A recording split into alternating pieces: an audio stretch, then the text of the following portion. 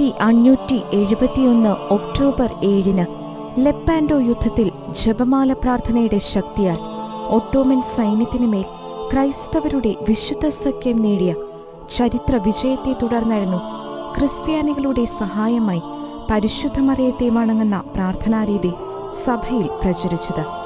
17-ാം നൂറ്റാണ്ടിന്റെ അവസാനത്തിൽ ഒട്ടോമൻ സൈന്യം വിയന്ന തലസ്ഥാനം ഉപരോധിച്ചപ്പോൾ ലിയോപോൾഡ് ഒന്നാമൻ ചക്രവർത്തി പാസോയിലെ ക്രൈസ്തവരുടെ സഹായമായ പരിശുദ്ധ മറിയത്തിന്റെ ദേവാലയത്തിൽ അഭയം തേടുകയും യൂറോപ്പിലുടനീളമുള്ള ക്രൈസ്തവർ ചക്രവർത്തിക്കൊപ്പം ജപമാല പ്രാർത്ഥനകൾ ചൊല്ലുകയും അത്ഭുതകരമായി വിയന്ന ശത്രുപിടിയിൽ നിന്ന് സ്വാതന്ത്ര്യം നേടുകയുമായിരുന്നു. 1809 നെപ്പോളിയന്റെ സൈന്യം പിയൂസ് 7 പാപ്പയെ 5 വർഷത്തോളം തടവിലാക്കുകയും വിശുദ്ധ പത്രോസിന്റെ സിംഹാസനത്തിൽ താൻ വീണ്ടും പ്രതിഷ്ഠിക്കപ്പെടുന്ന പക്ഷം പരിശുദ്ധ മറിയത്തിന്റെ വണക്കത്തിനായി ഒരു തിരുനാൾ ദിനം പ്രഖ്യാപിക്കുമെന്ന് പാപ്പ തടവിലായിരിക്കെ പ്രതിജ്ഞയെടുക്കുകയും ചെയ്തു.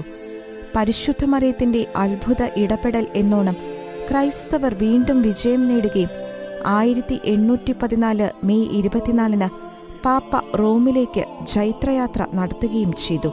തന്റെ വാഗ്ദാനം പാലിച്ച് അന്നേ ദിനം ക്രൈസ്തവരുടെ സഹായമായ പരിശുദ്ധ മറിയത്തിന്റെ തിരുനാൾ ദിനമായി പാപ്പ പ്രഖ്യാപിക്കുകയും ചെയ്തു.